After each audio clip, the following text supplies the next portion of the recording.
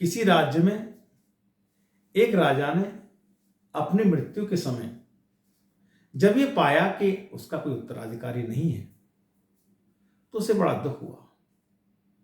उसने एक नियम बनाया। उसने अपने मंत्री को बुलाया और कहा कि जब मेरी मृत्यु हो जाए तो मेरे संस्कार के पश्चात मेरे राज्य की सीमा पर प्रवेश करने वाले पहले व्यक्ति को, जो प्रातःकाल ही तुम्हें दिखाई दे, उसको मेरे स्थान पर राजा बना देना। और कुछ नियम उसने बताए जिन नियमों का पालन उस नए राजा को करना होगा। उस नियमों के अनुसार सारी बातें अपने महामंत्री को बताकर वो राजा मृत्यु को प्राप्त हो गया।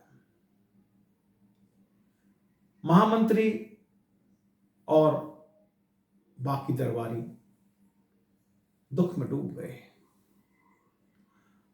अंततः वे राजा के निर्णय पर सहमत हुए और दूसरे दिन ही प्रातःकाल राज्य की सीमा की ओर चल दिए। वहां जाकर उन्होंने देखा कि एक व्यक्ति राज्य में अंदर की ओर चला आ रहा है। उन्होंने उस व्यक्ति को प्रणाम किया और बड़े आदर के साथ राज्य में ले आए और उसका राज्याभिषेक करने को तत्पर हुए। वो व्यक्ति बहुत खुश हुआ कि आज न जाने किसका चेहरा देखकर मैं घर से चला था कि आज अचानक मुझे राजा बना दिया गया। तो महामंत्री ने कहा कि राजन, राजा बनने से पूर्व आप जो हमारे महाराज की कुछ शर्तें थी उन्हें सुन तो लीजिए। उसने कहा कि मुझे शर्तों में कोई ज़्यादा रुचि नहीं है, लेकिन फिर भी आप चाहते हैं सुनाना तो सुना दीजिए। मैं तो बस इसी बात में प्रसन्न हूं कि मुझे राजा बनाया जा रहा है। महामंत्री ने वो शर्तें सुनाई। सरसरे तौर पर उसने वो शर्तें सुन ली। वो शर्तों में महामंत्री ने कहा कि ये राज्यकाल तुम्हारे पास सिर्फ 5 वर्ष के लिए रहेगा। 5 वर्ष के उपरांत तुमसे ये राज्य छीन लिया जाएगा। इसके बाद इस राज्य के बाहर तुम्हें निकाल दिया जाएगा। राज्य के बाहर एक नदी बहती है। उस नदी को पार करने के बाद तुम एक जंगल में पहुंच जाओगे। उस नदी में बहुत खूंखार जीव रहते हैं। घड़ियाल भी हैं, मगरमच्छ भी हैं और भी हिंसक पशु हैं। वो नदी तुम्हें तैरकर पार करनी है और जब उस नदी को पार कर लोगे तो उसके आगे आने वाला जो जंगल है, उस जंगल में भी हिंसक पशु रहते हैं। उस जंगल में तुम्हें छोड़ दिया जाएगा। इसके बाद तुम क्या करोगे वो तुम जानो, लेकिन ये नियम है। उस व्यक्ति को राजा बनने की इतनी शीघ्रता थी कि उसने नियमों पर कोई विशेष ध्यान नहीं दिया और राज सिंहासन पर बैठकर सुखोपभोग करने लगा, आनंद में डूब गया और जो भी वैभव थे राजा के लिए उपलब्ध थे वो सब उसने भोगे। उसने 5 वर्ष का जीवन व्यतीत हो गया भोग विलास में और अपने जीवन के सुख को लेने में। जैसे ही 5 वर्ष हुए तो महामंत्री अपने सैनिकों के साथ उपस्थित हुए कि अब आपके जाने का समय हो गया। तो राजा रोने लगा, मुझे छोड़ दीजिए, मुझे छोड़ दीजिए, मैं अब राजा बनना नहीं चाहता।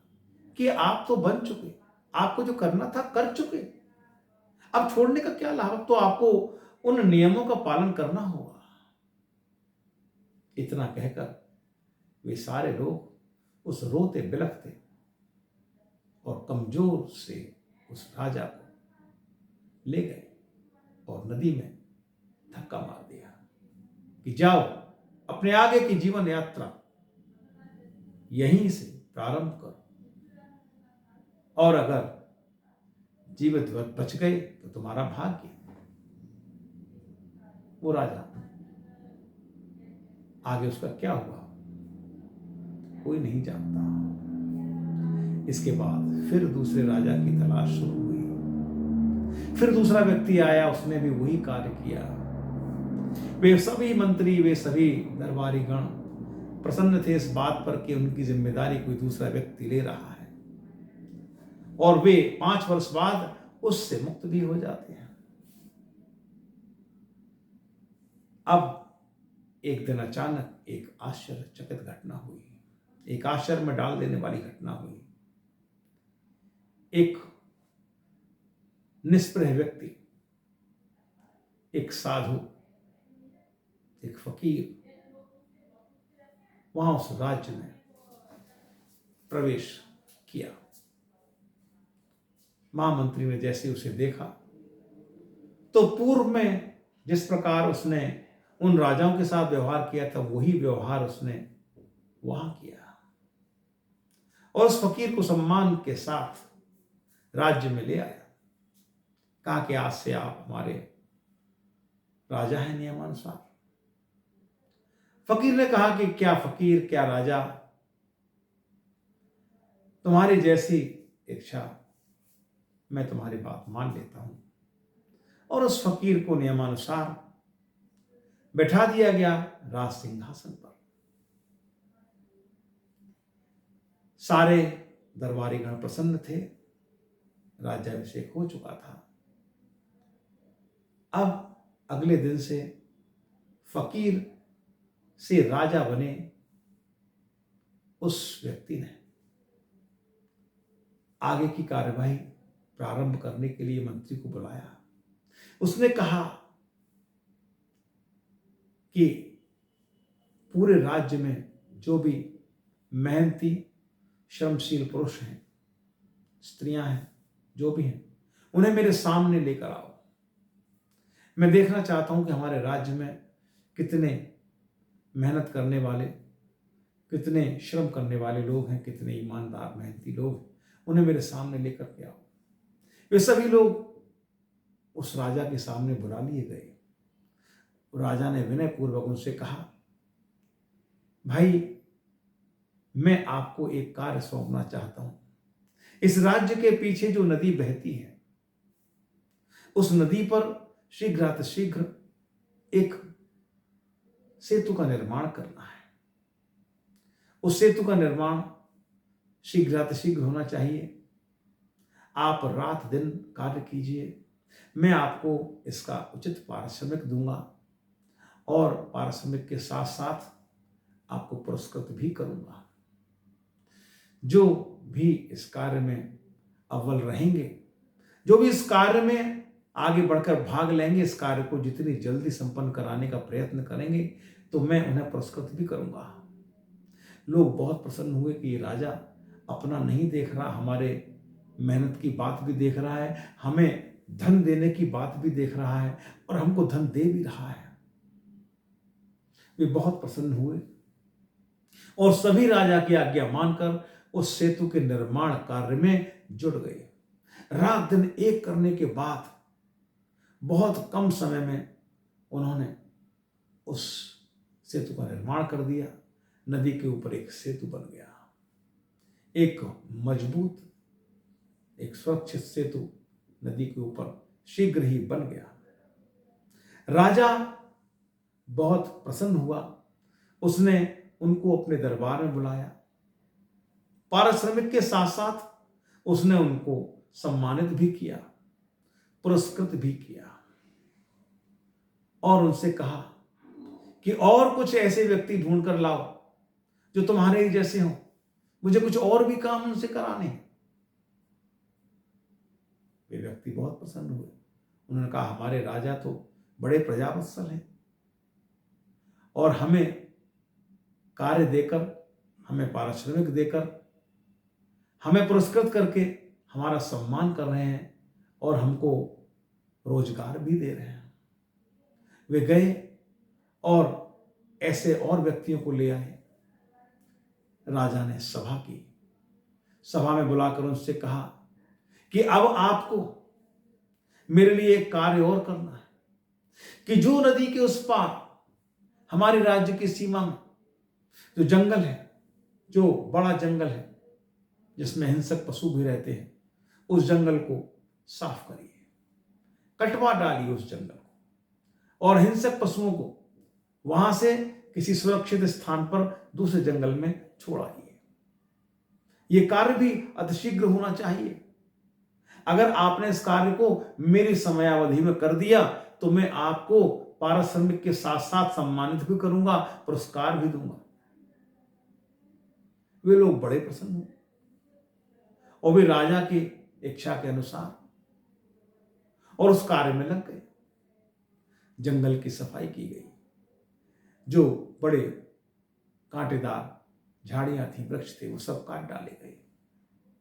वहां पर सुंदर मार्गों का निर्माण किया गया। जो हिंसक पशु थे उनको पकड़वाकर दूसरे स्थानों पर, दूसरे जंगलों में भेज दिया गया। उनकी भी हत्या नहीं की गई। वे लोग बहुत प्रसन्न थे और धीरे धीरे वहां पर उस जंगल को एक सुंदर नगर बनाने की योजना राजा ने उनके सामने रख दी। उन लोगों ने अपना श्रम राजा को दिया, अपनी मेहनत राजा को दी और वहां पर बहुत जल्द एक सुंदर नगर का निर्माण कर दिया गया। बड़े बड़े ऊंची इमारतें, बड़े सुंदर सुंदर राजमार्ग, बावड़ियां, पीने के पानी के लिए ठंडे जल के कुएं, और वो सब कुछ जो उस राज्य में था उससे कहीं अधिक उस राज्य में उस फकीर के कहने से, उस राजा फकीर के कहने से वहां पर वो सब कुछ पैदा कर दिया गया। लोग बहुत प्रसन्न थे। फिर उस फकीर बने राजा ने घोषणा की कि जो भी लोग, जो भी व्यक्ति उस दूसरे राज्य में रहना चाहते हैं तो वहां पर जा सकते हैं। जो मकान आपने बनाए हैं, जो इमारतें आपने बनाई हैं, जो घर आपने बनाए हैं, वो आपको मुफ्त में दिए जाते हैं। आपके पारिश्रमिक के बदले, सम्मान के बदले, वो रहने के स्थान, वो सब ऐशो आराम के साधन, वो सब आपके हुए। आपने बनाया, वो आपके ही हैं। मैं तो फकीर आया था, वही रहूंगा, कुछ भी नहीं, कुछ भी नहीं लूंगा। वे लोग इतने प्रसन्न हुए कि उनके जीवन में पहली बार एक ऐसा प्रजावत्सल राजा आया था जिसने पहली बार उन गरीबों की ओर, उन मेहनतकश लोगों की ओर प्यार भरी दृष्टि डाली थी। उनकी मेहनत का, उनके पारिश्रमिक को उसने उचित पारिश्रमिक दिया था, उनके परिश्रम का, और वो सम्मान उनको दिया था जिसके वे हकदार थे, जो आज तक किसी राजा ने उनको नहीं दिया था। लोग जय जयकार कर रहे थे। लोग फकीर से उस राजा बने व्यक्ति की जय जयकार कर रहे थे और ये कह रहे थे कि इनके समान कोई प्रजावत्सल दूसरा राजा नहीं हुआ।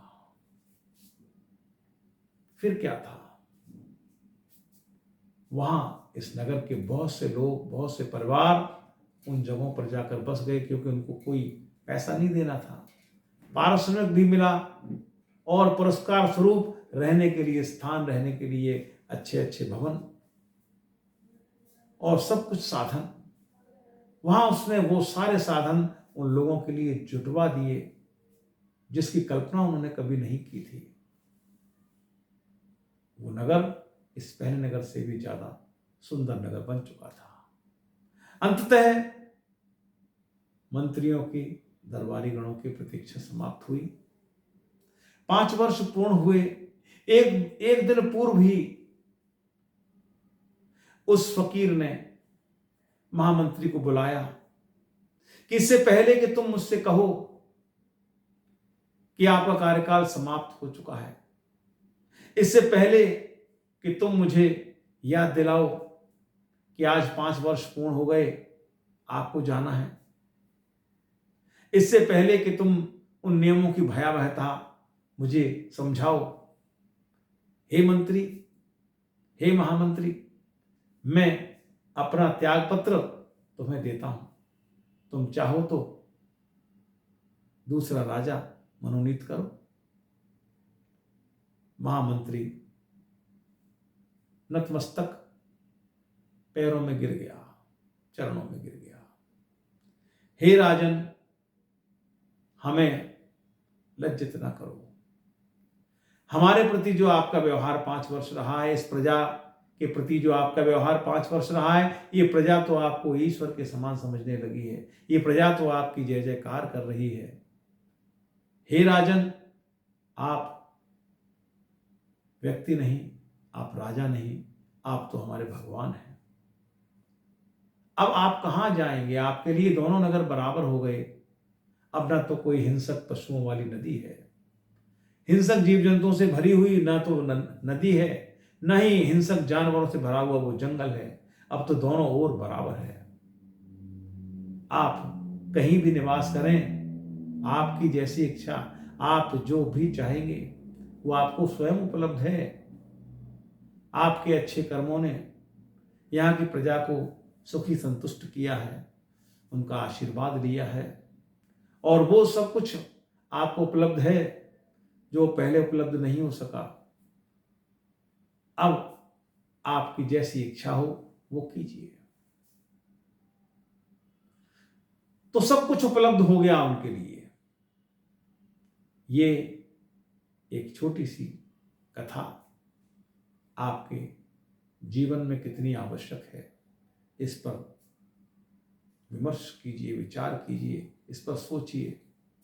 अपने कर्मों को अगर आप इस प्रकार करते हैं कि उन कर्मों में दूसरे लोगों का सुख, दूसरे व्यक्तियों का उपकार, दूसरों का हित साधन अगर आपके कर्मों में छिपा है, तो वे लोग